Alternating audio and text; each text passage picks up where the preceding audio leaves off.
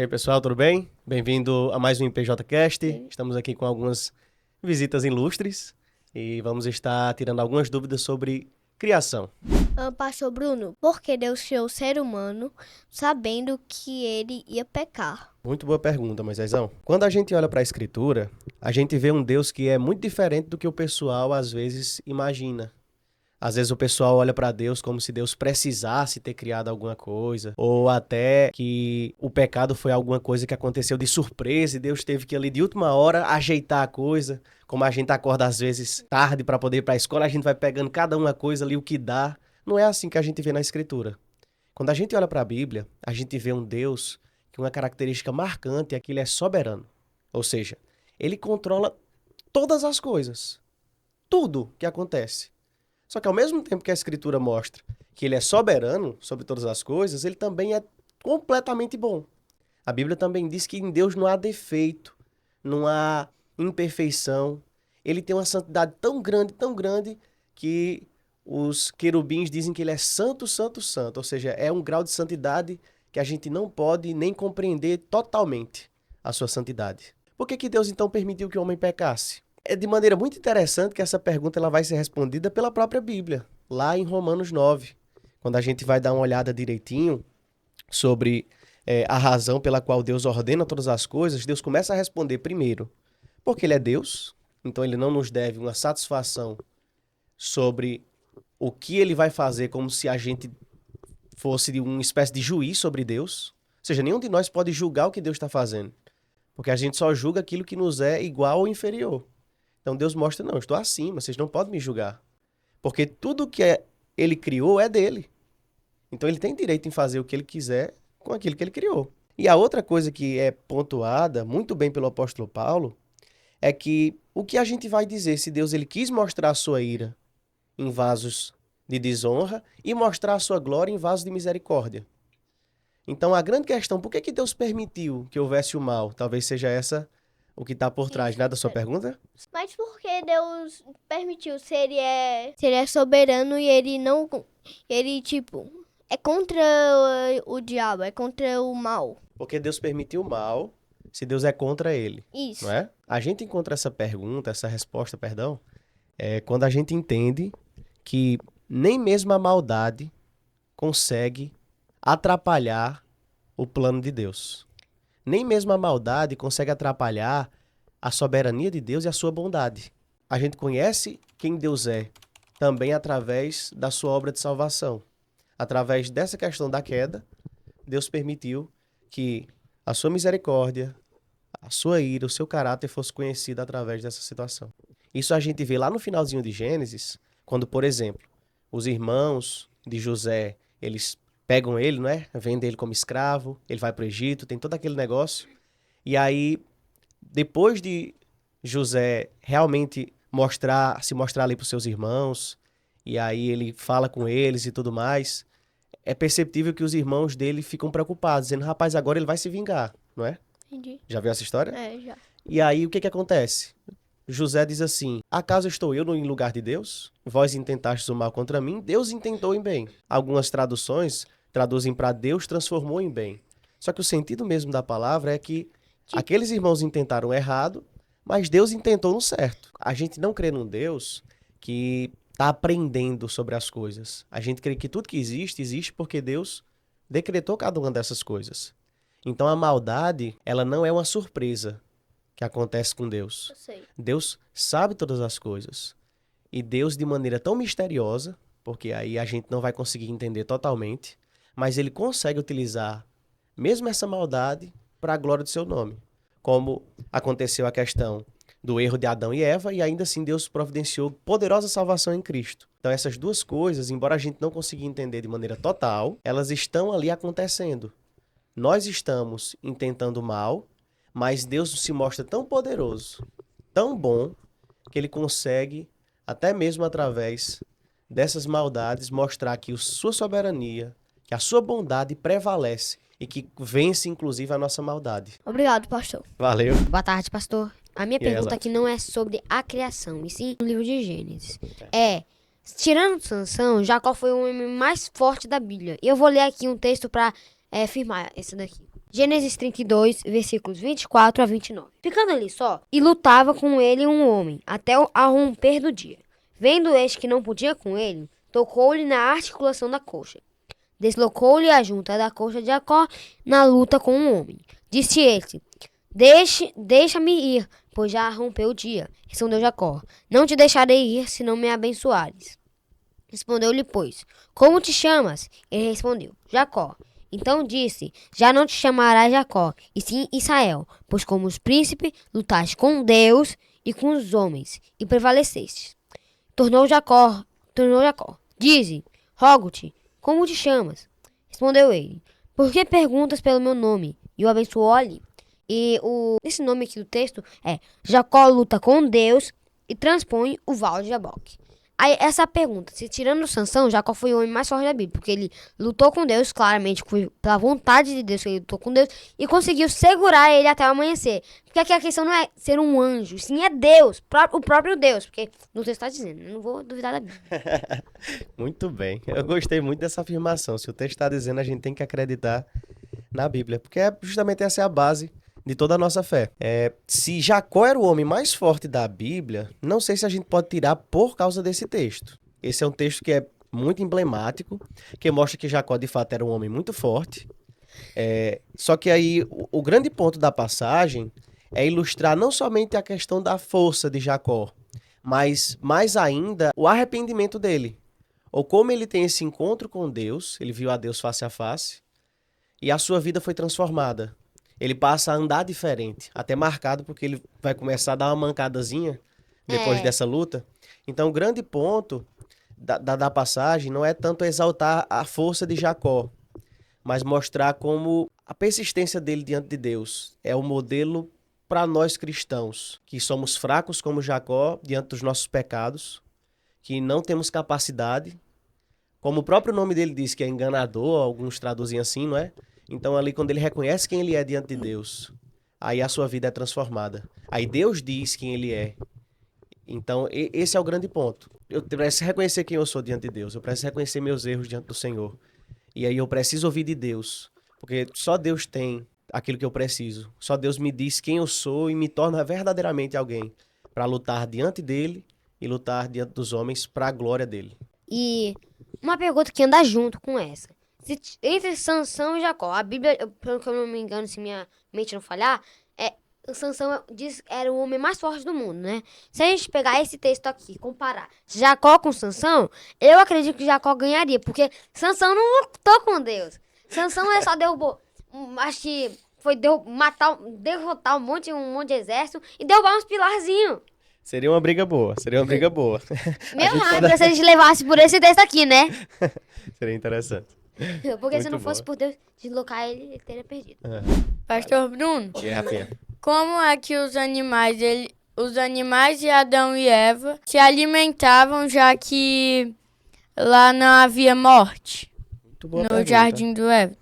Muito boa pergunta. Perceba que na Escritura a gente vai ver claramente, e isso vai ser respondido pela própria Bíblia, lá em Gênesis 1, quando o Senhor vai terminar de criar, depois dos 6 dias, não é? E a todos os animais da terra, e a todas as aves dos céus, e a todos os répteis da terra em que há fôlego de vida, toda a erva verde lhe será para mantimento. E assim se fez.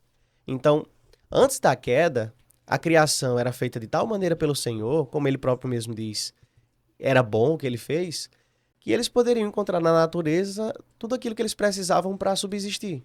Então, eles poderiam comer das frutas e até talvez de algumas folhas ou algumas coisas assim e encontrar toda a força necessária para poder se firmar. Vai mudar um pouco esse cenário quando a gente vai olhando lá para Gênesis, depois do dilúvio, não é? E aí Deus diz, olha, agora os animais vocês vão ter medo de vocês e vocês têm também dentro da alimentação de vocês essa possibilidade. E aí a gente se encontra hoje em dia onde a gente tira nutrientes e várias fontes de alimentação, tanto de plantas como de animais, nesse sentido. Obrigado. Valeu. E aí, Paulão, como é que tá? Eu tenho uma pergunta aqui. Pedro Álvares Cabral encontrou o Brasil, né? Encontrou o Brasil. Claro. Quando ele chegou aqui, existia índio, certo? Certo. Como que esses índios chegaram no Brasil antes de Pedro Álvares Cabral? Muito boa pergunta mesmo. Tem determinadas coisas que a gente não vai vendo uma linha clara das escrituras, porque a Bíblia não conta todas as histórias. A Bíblia conta a principal história, que é a história da redenção. Então a gente entende que o princípio está justamente ali em Babel, que é quando o povo tenta se juntar para construir uma grande torre para alcançar o céu. O ponto é, eles queriam que o nome deles fossem exaltados, e eles não queriam obedecer a Deus, porque Deus criou o homem para crescer e se multiplicar e encher a terra. Foi isso que Gênesis diz. E eles claramente não queriam encher a terra, queriam ficar só ali. E aí Deus diz, não vai ser assim. E aí Deus confunde a língua deles e eles passam a se dividir. Então vai ser através dessas divisões, o povo vai se espalhando. E aí nessa jornada de cada um ir buscando território, cada um indo atrás de um determinado local para viver, uma determinada terra, que vai acontecendo que o pessoal vai se afastando e vai alcançando. Não somente ali na região do Oriente Médio, mas também vai indo para a Europa, vai indo para a África, vai indo para outras localidades assim. E alcançando também as Américas. Eu também tenho outra pergunta. Existem os dinossauros, certo? Aí, como que eles apareceram? Porque tem várias hipóteses, mas tem... Eu quero... Como eles apareceram? Sobre a questão de dinossauros. E aí a gente sempre tem muita dúvida, porque aparece tantos dinossauros e o pessoal vai fazendo tantos links, né? Mostrando como dinossauro tal evoluiu para tal coisa, ou como alguns pontuam até sobre o Tiranossauro Rex ser hoje o que a gente vê uma galinha. É por isso que ela tem medo de pedra, mas não é esse o ponto. A gente crê que Deus ele fez todas as coisas e que ainda que haja uma adaptação de alguns animais, como várias raças de cachorro podem ter algumas mudanças no transcorrer do tempo, eles não deixam de ser quem eles são, que são cachorros. É necessário, às vezes, um passo até de fé, nas duas direções. Tanto em quem vai defender uma teoria evolucionista, como em quem vai defender a teoria de que Deus criou todas as coisas. A base com que o pessoal olha para muitas dessas mutações baseia-se em muitas especulações. O que eu vejo na escritura? De que claramente algumas espécies de dinossauros eram apresentados, alguns deles podem ser observados lá no livro de Jó, e que, por questão que a gente pode dizer, ou uma questão ambiental, ou uma questão de dificuldade de adaptação, podem ter encontrado seu fim. E aí a gente tem alguns resquícios de algumas coisas, mas eu acredito que muitas das grandes especulações que o pessoal faz em relação aos dinossauros hoje, milhares de dinossauros e todo esse processo, tem a ver com essa questão. Não somente de se eles existiram ou não, mas se eles existiram, quais que existiram realmente, quais que é apenas uma reconstrução especulativa nossa. E aí fica essa dúvida, né? Obrigado. Eu acho que eu queria lhe fazer uma pergunta mais ligada assim na criação. Porque Deus falou para o diabo, a serpente, agora eu começo a rastejar comendo o pau do chão. Aí eu queria saber se antes ela tinha um perna ou ela voava, não sei. A serpente alada.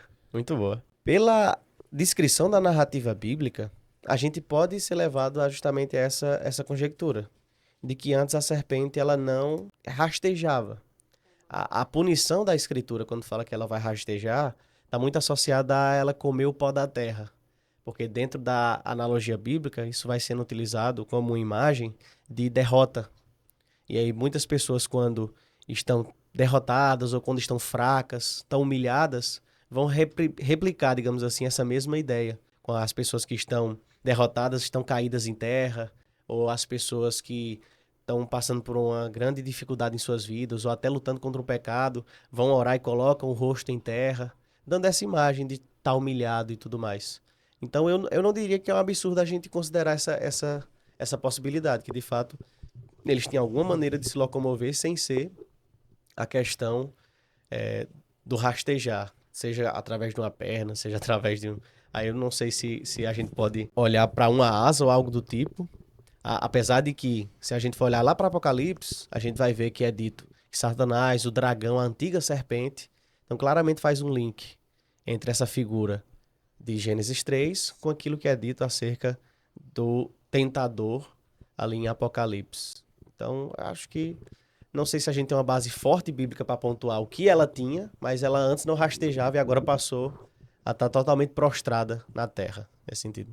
E só para tentar emendar com outra pergunta, por que Deus criou a árvore do conhecimento do bem e do mal, sendo que se ele não tivesse criado, não entraria o pecado do mundo? Seria como um teste? A própria ideia da árvore do bem e do mal é justamente isso, é uma prova. Inclusive, alguns teólogos vão chamar aquele próprio estágio, de Adão e Eva como uma espécie de período de provação, na qual eles não estavam sendo tentados por Deus, mas colocados à prova, para que eles fossem aprovados. Por quê? Porque Deus os criou em imagem e semelhança, cuidou deles e deu toda a condição para que eles obedecessem. Deus disse, olhe, não coma dessa árvore, porque senão certamente vocês vão morrer. Então ali nos é mostrado que, através da bondade do Senhor, o Senhor nos criou e nos dá o privilégio de escolhê-lo. Ele estabeleceu aquele momento para que a gente, de fato, e aquilo ali era para que a gente realmente o escolhesse acima das palavras de Satanás.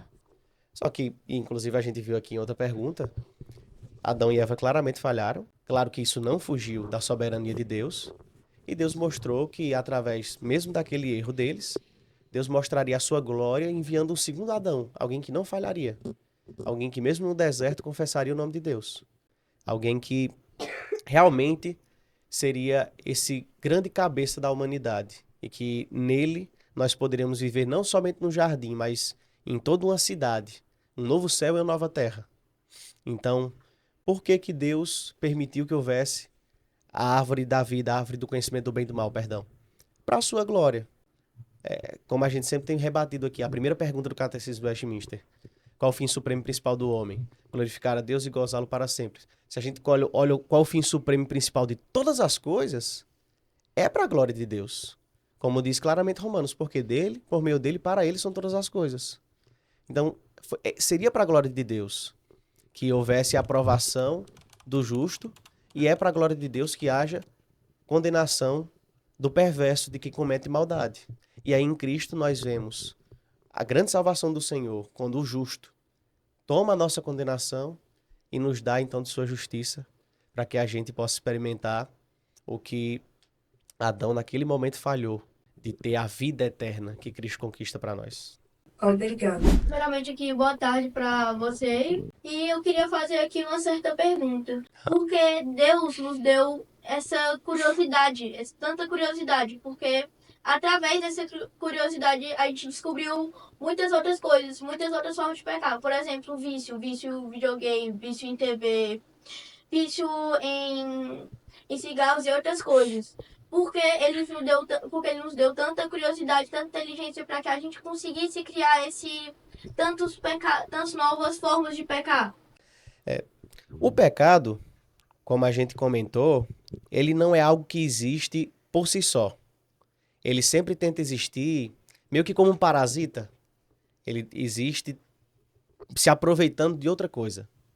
Então, claramente a nossa curiosidade ou o nosso interesse em aprender, em conhecer, não é algo ruim. Mas ele acaba se tornando ruim justamente porque o pecado ele vem corromper esse nosso senso de buscar conhecimento. Porque buscar conhecimento é maravilhoso. A gente aprender e mesmo diante de uma situação em que o pecado tem atingido nós seres humanos, a gente vê claramente que através dessa curiosidade, Deus tem nos dado tantas bênçãos, tantas descobertas novas que têm ajudado tanto a nossa vida. Perceba que Deus ele cria de maneira perfeita. Então, nosso senso de buscar conhecimento é bom. Só que aí o pecado vem corromper essa coisa. Então, esse não é um problema de Deus, isso é um problema nosso diante do nosso pecado. A ideia da curiosidade, ou seja, querer saber alguma coisa, não é errado. O ponto é querer saber aquilo que a gente ou não deveria, ou não pode saber. Porque claramente, como a gente é um ser pequeno, limitado, a gente não sabe todas as coisas, não tem como a gente saber tudo sobre Deus. É dito claramente na sua palavra, que as coisas reveladas são nossas e dos nossos filhos, mas as coisas encobertas pertencem ao Senhor. Então, é a ideia da pessoa que acha que consegue saber todas as coisas e não pode. Porque, pensa comigo, como é que uma criatura que é finita, ou seja, que tem limitações, consegue entender alguém que é ilimitado e infinito? Não tem senso, não tem lógica disso, né? E a segunda coisa que tanto essa curiosidade de querer saber mais do que a gente pode, como também a questão da curiosidade em relação ao mal, que a curiosidade, como o pessoal diz, a curiosidade matou o gato, né? Essa curiosidade pecaminosa, ela é justamente decorrente de como o pecado tenta corromper isso que Deus criou para ser algo bom, que é a nossa sede por saber, ou o nosso interesse em aprender mais e desfrutar mais de Deus, do que é o verdadeiro conhecimento. Então, isso só vem em decorrência do nosso pecado. E a gente olha que em Cristo Jesus, como a gente é dado um novo coração, como a gente é uma nova criatura, Deus agora nos chama para não termos uma curiosidade má, mas a então termos uma curiosidade boa, a querer conhecer mais de quem Deus é, a querer conhecer mais para adorá-lo. Acredito que esse é o grande ponto. Não conhecemos a Deus só por conhecer. A gente conhece para poder reconhecer quem Ele é. Então, todo conhecimento de Deus tem que levar para a adoração. Eu saber quem Deus é, deve levá-lo a reconhecer quem Ele é em adoração e glória, porque Ele é digno disso, porque Ele criou todas as coisas, porque Ele é o nosso Salvador, porque Ele é Deus.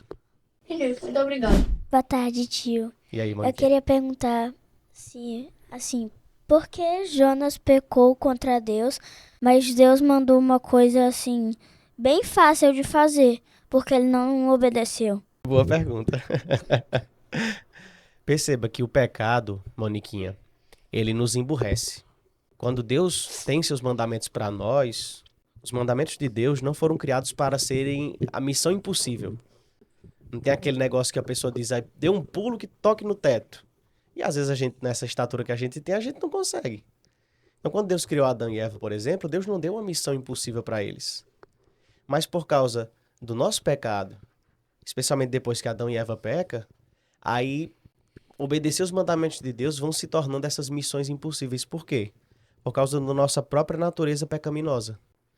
Porque a gente tem uma tendência a não querer amar Deus e a não amar nosso irmão. O grande ponto de Jonas era justamente isso. Jonas não queria ir pregar em Nínive porque ele não queria que o pessoal se arrependesse. Porque muita gente dos ninivitas tinham feito muito mal a várias pessoas, eram pessoas que tinham feito coisas horríveis, e aí Jonas não queria que Deus mostrasse a sua salvação ali. Só que aí Deus vai mostrar para o profeta que ele mesmo é alguém que estava desobedecendo a Deus, assim como os ninivitas, e que Deus mesmo estava mostrando misericórdia não somente aos ninivitas, mas para ele próprio. Então, nos faz refletir quão grande é o amor do Senhor, apesar da nossa maldade. Que Deus olha para nós com graça, com compaixão, diante dessas situações. Então, quando a gente começa a olhar para o amor do Senhor, a gente tem que se afastar cada vez mais dessa decisão errada, de tomar o pecado como algo para a gente fazer. Porque a gente não foi chamado para isso. Pastor, eu Moisés. queria fazer uma pergunta que eu e minha mãe questionamos um dia desses. Por que Deus criou os dinossauros se depois ele destruiu eles? Porque Deus criou os dinossauros E depois destruiu. e os destruiu. Pra que criar, então? Boa resposta, porque ele quis. Dinossauro é sempre uma questão intrigante, não é? Que a gente sempre fica olhando para a escritura. Mas, rapaz, quantos dinossauros existiram? Quantos a Bíblia relata? Através da escritura, alguns homens de Deus têm percebido que alguns dinossauros podem ser mostrados. Como eles vieram a acabar, ou como houve essa questão, não é uma grande preocupação na escritura. É mostrado que a gente não vê tantos assim como a gente acha que deveria, não é? A gente vê alguns, como o pessoal diz, dinossauros vivos ou living fossils, que é o cara olha para um crocodilo e diz, rapaz, ou o cara olha para uma espécie de tartaruga e diz assim, rapaz, essa tartaruga ela tem muitos traços de coisas atrás, como o pessoal imagina, entendeu? Então, perceba que Deus tem um propósito para tudo aquilo que ele revela. E para tudo aquilo que ele também não mostra, Deus também tem um propósito. Então, o que a gente deve fazer? A gente deve olhar para a Escritura, ver o que a Bíblia diz e se apegar com o que a Bíblia diz. Aí, o que a Bíblia não diz, pastor? Eu vou esperar para um dia saber. Entendeu? Entendi. Ah, tá. Então, tipo, isso aqui é uma pergunta que ainda não tem resposta. Eu não sei se ainda não temos uma resposta. Deus vai falar. Não tem na Bíblia, então Deus vai falar. O que eu sei é que a gente não vê claramente na escritura como que ocorreu esse fim desses dinossauros ou não, e que a gente vê alguns resquícios na Bíblia, como no caso do livro de Jó, que a gente pode observar alguns comportamentos ali que alguns animais que a gente olha e diz, rapaz, isso tem muita característica do que a gente considera como dinossauro. Mas aí saber como é que eles deixaram de existir e tudo mais, eu acho que eu não conseguiria lhe responder muito bem agora nesse espaço de tempo, não. Tá bom, obrigado. Valeu. Pastor, outra dúvida que é em Judas. Por que Satanás queria o corpo de Moisés, sendo que ele sabia, porque Satanás sabe o poder de Deus, ele sabe como é que Deus é, ele sabe o poder de Deus. Queria o corpo de Moisés. Sabe que ele foi um homem de Deus. Beleza, muito boa pergunta.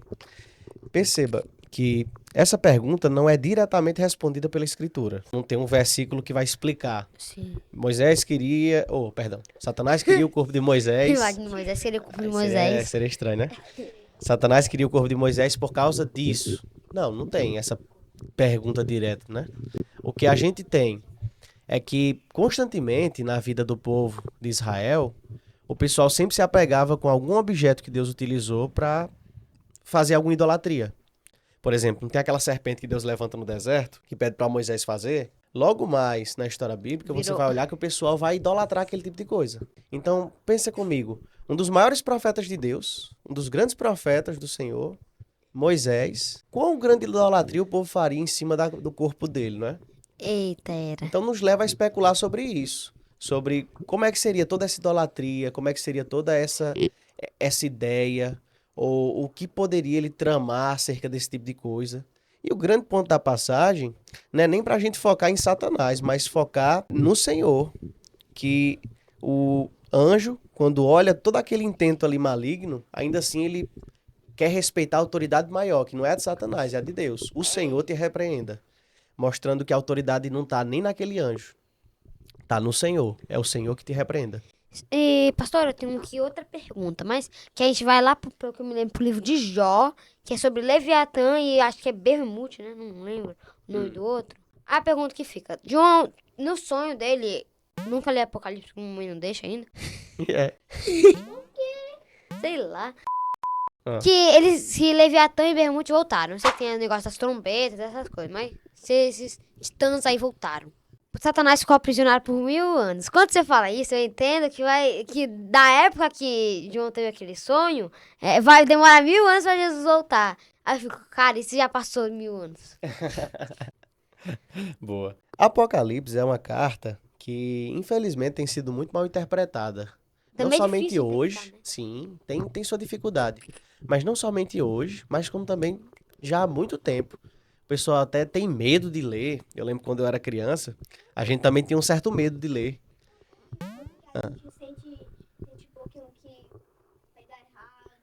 A gente fica com aquele perspectiva, rapaz, será que alguma coisa vai dar errado? Ou será que eu não vou ser salvo? E a gente fica com aquele medo, né? Sobre o que vai acontecer e tudo mais. Só que o propósito da carta, Zaf, o propósito da carta, meninos, é nos dar, na verdade, esperança. O propósito da carta é fazer com que a gente olhe e veja assim, olhe, grandes bestas emergem, grandes monstros aparecem, seja que aparecerão por vir, seja que apareceram na história. Figuras que fazem muito mal ao povo de Deus e à terra como um todo. Mas o livro do Apocalipse nos mostra essa visão que Deus mostrou a João, que Jesus Cristo, nosso Senhor, ele venceu e ele aplicará perfeitamente a sua vitória. Que ele vai libertar não somente uma parte, mas toda a terra. E vai nos dar um novo céu e nova terra. Vai enxugar dos nossos olhos toda lágrima. Vai finalmente resolver ou aplicar de maneira definitiva toda a resolução para o problema do pecado. E vai mostrar a grande resposta sobre por que o mal existe. E aí Cristo vai mostrar para nós, finalmente, olhe, eu venci. O mal vai mostrar e vai ser esse pano de fundo para cada vez mais destacar essa grande vitória de Cristo.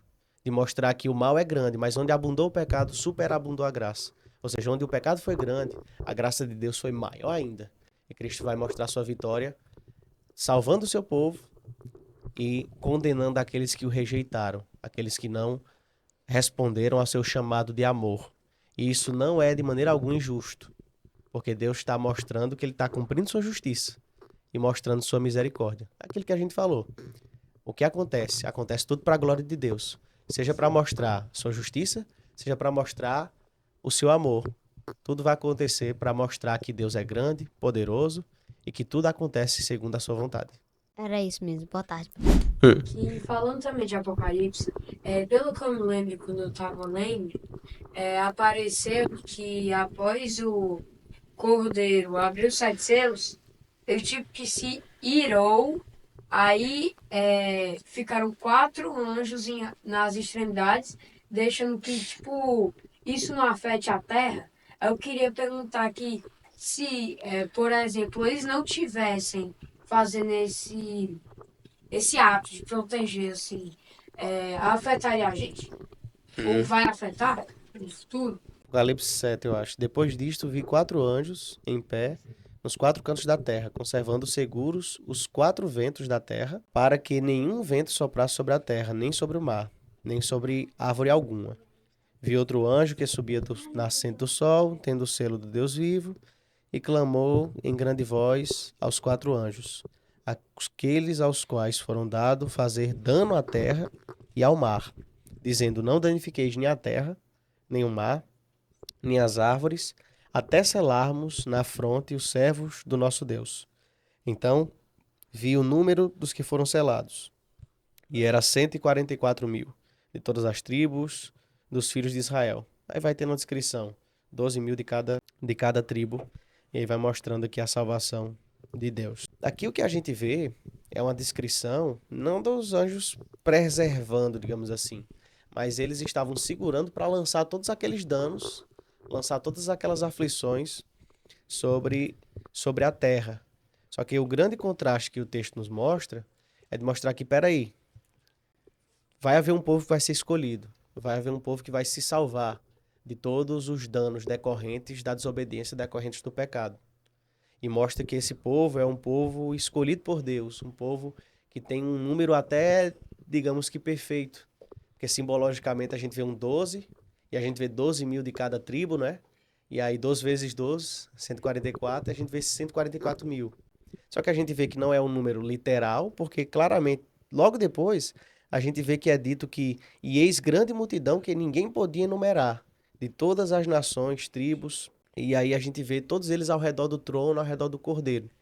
Então acredito que o grande propósito da passagem é nos mostrar que vai haver muito dano, e tem havido muito dano, para aqueles que não obedecem a Deus.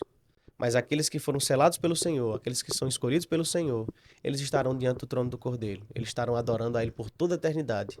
E ainda que nessa terra a gente passe por várias dificuldades, mas por toda a eternidade a gente vai ser salvo de toda e qualquer aflição, porque a gente é chamado pelo nome de Cristo, que já sofreu em nosso lugar e que nele a gente passa a viver.